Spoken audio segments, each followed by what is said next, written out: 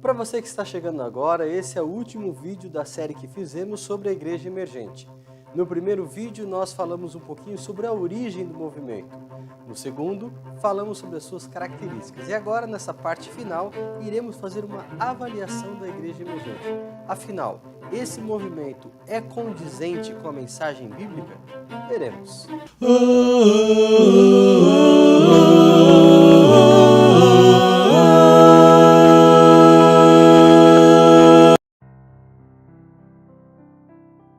A nossa análise do movimento emergente vai cobrir 4 áreas. Primeiro, o estilo de culto. Segundo, o conceito de verdade. Depois, iremos falar sobre a ideia de evangelização. E por último, sobre o estilo de vida cristão. Aqui nós já vamos partir do pressuposto de que você conhece as características da Igreja Emergente. Isso porque nós já fizemos um vídeo sobre o assunto. Caso você não saiba nada sobre isso, assista ao nosso vídeo e aí a análise que nós vamos agora proceder vai fazer mais sentido.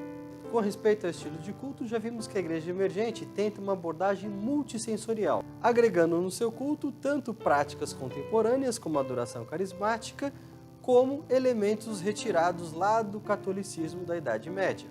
Mas se engana quem pensa que essa é apenas uma mudança na abordagem musical ou na ordem da liturgia, porque cada elemento da adoração reflete o conceito que o adorador tem do ser adorado. A adoração é uma questão de espiritualidade, e espiritualidade geralmente é proporcional, está vinculada com o ser que você está adorando. Se eu adoro o Deus bíblico, eu tenho que ter uma adoração compatível com aquilo que a Bíblia ensina sobre o seu caráter, sobre quem ele é, sobre as características desse Deus. Bezerra afirma que alguém pode falhar em perceber como a prática de adoração gradualmente modifica a doutrina. A sociedade contemporânea é caracterizada pelo desejo pela experiência e sentimentos acima da doutrina, como se vê na adoração carismática contemporânea. Qualquer adoção de novas formas de adoração deveria ser avaliada pela sua fidelidade às Escrituras. Já Planck afirma que, com base na teologia bíblica, o culto deve ser caracterizado pela reverência, ordem e solenidade, em equilíbrio com comunhão, espontaneidade e alegria. Quando se pensa no culto de acordo com a Bíblia, deve-se ter em conta o caráter, a misericórdia, a bondade, a infinitude que caracterizam quem é Deus. A adoração bíblica ela é tanto transcultural quanto inter- e contracultural, sendo que a sua medida, o seu padrão, é a fidelidade às Escrituras e não o referencial encontrado na própria cultura. A escritora Ellen White repreendeu um grupo de cristãos na sua época nos seguintes termos: sua religião parece ser mais da natureza de um estimulante do que uma permanente fé em Cristo. Para ela, os verdadeiros cristãos conhecem o valor da obra interior do Espírito Santo sobre o coração humano.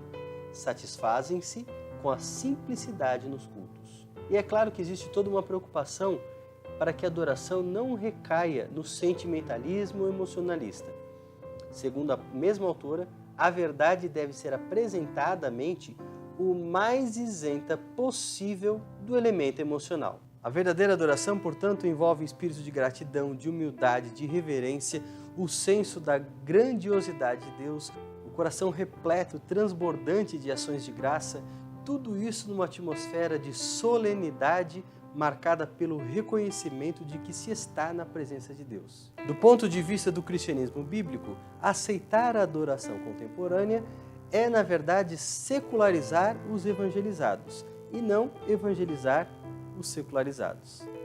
E o que dizer do entendimento emergente sobre a verdade? Em grande parte, os emergentes adotam um paradigma pós-moderno de que a verdade não pode ser compreendida de todo.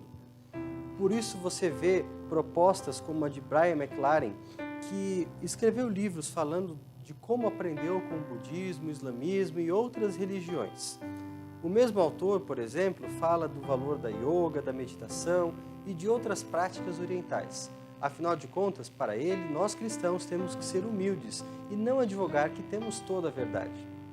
Contudo, o conceito de verdade encontrado na Bíblia é bem distinto. A verdade pode ser conhecida, claro que não de forma completa, porque somos seres humanos e limitados, Mas se a verdade que se acha na Bíblia não fosse a verdade de Deus, sem sombra de dúvida, mas apenas uma posição religiosa relativa, que não seria superior a de outras religiões, mas algo equivalente, nós não poderíamos estar certos de que Deus tem um plano para nós e muito menos poderíamos conferir na prática a validade dos ensinamentos da Palavra de Deus. Portanto, a proposta emergente parte de uma epistemologia pós-moderna e não de uma epistemologia bíblica. Quando partimos de uma perspectiva canônica, ou seja, deixamos que as pressuposições do cânon influenciem os nossos conceitos e formem a nossa mentalidade, podemos viver de acordo com o plano de Deus e entender, pelo menos de forma consubstancial, a verdade que a Bíblia nos apresenta. Com respeito à evangelização, poderíamos concordar com a síntese do pensamento emergente, que é a abordagem missional, pelo menos no aspecto de que a abordagem missional nos coloca como pessoas em constante missão. Isso é verdade, o cristão, aonde for, é considerado uma testemunha da palavra de Deus, ou, na linguagem de Jesus, luz para o mundo. Acontece que, dentro do conceito emergente, esse princípio básico ele é extrapolado. E aí o cristão se torna participante na política, ele se envolve em causas ecológicas e a igreja se torna praticamente uma ONG. Isso remete à prática de cristãos liberais nas décadas de 20, 30, até mais ou menos ali metade do século passado, quando, em nome da relevância, os cristãos abandonaram o ser igreja para se tornar praticamente uma agência social. Há o risco de acontecer o mesmo. E a igreja, tentando causar um impacto no mundo, se esqueça da sua principal razão de ser, que é pregar o evangelho de acordo com a Bíblia. Daí a divergência que cristãos bíblicos teriam em relação à abordagem missional na visão dos emergentes. O conceito básico não estaria errado. O problema é a forma como esse conceito ganhou novos contornos na teologia emergente. Finalmente, com respeito ao estilo de vida.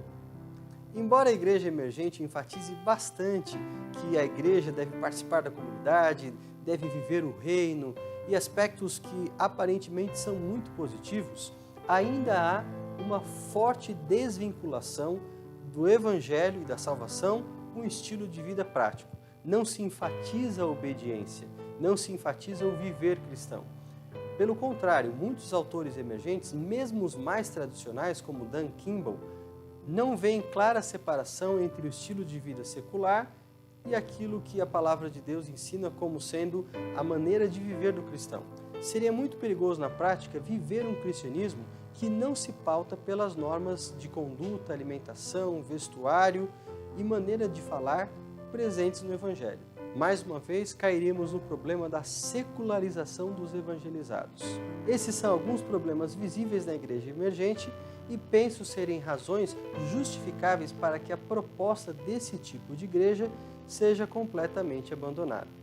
Ao invés de sermos chamados para nos adaptar a cada época, procurando fazer do mundo o nosso padrão, ao invés de tentar mudar a igreja para atrair as pessoas, o verdadeiro cristão deve seguir o método de Cristo. Ele deve ir onde as pessoas estão, no sentido de se misturar com elas, de conviver com elas, saber dos seus interesses, atender esses interesses e, finalmente, quando conquistar o coração, deve convidá-las para seguir a Jesus. Quando as pessoas têm um contato assim com um cristão realmente transformado, usado por Deus, elas já mudam seus pressupostos e se abrem para conhecer a mensagem do Evangelho. E quando as pessoas têm um contato assim com o cristianismo, um contato transformador, a igreja não precisa mudar a sua liturgia, a igreja não precisa mudar o seu prédio, a igreja não precisa mudar as suas práticas, porque a pessoa já vem aberta sabendo o que ela vai encontrar. Uma comparação final ajuda a gente a entender esse processo. É como se um rapaz solteiro, para conquistar uma moça, apresentasse aquilo que ele não é. E depois de ter namorado e casado com ela, finalmente ele revelasse o seu verdadeiro eu. Que decepção, não é? Quando a igreja apresenta uma face para o mundo que ela não tem ou não deveria ter, ela rouba do mundo o mais precioso tesouro que ele deveria receber da parte do servo de Deus, o puro Evangelho de Jesus Cristo. Vou pedir para que você compartilhe esse vídeo nas suas redes sociais, Convide os seus amigos a curtir também o nosso canal e a seguir o Todavia. É muito importante que você também se inscreva, porque a cada semana nós trazemos assuntos aqui importantes para a reflexão, maturidade de um cristianismo que está vivendo um novo tempo. Um forte abraço, até o próximo vídeo.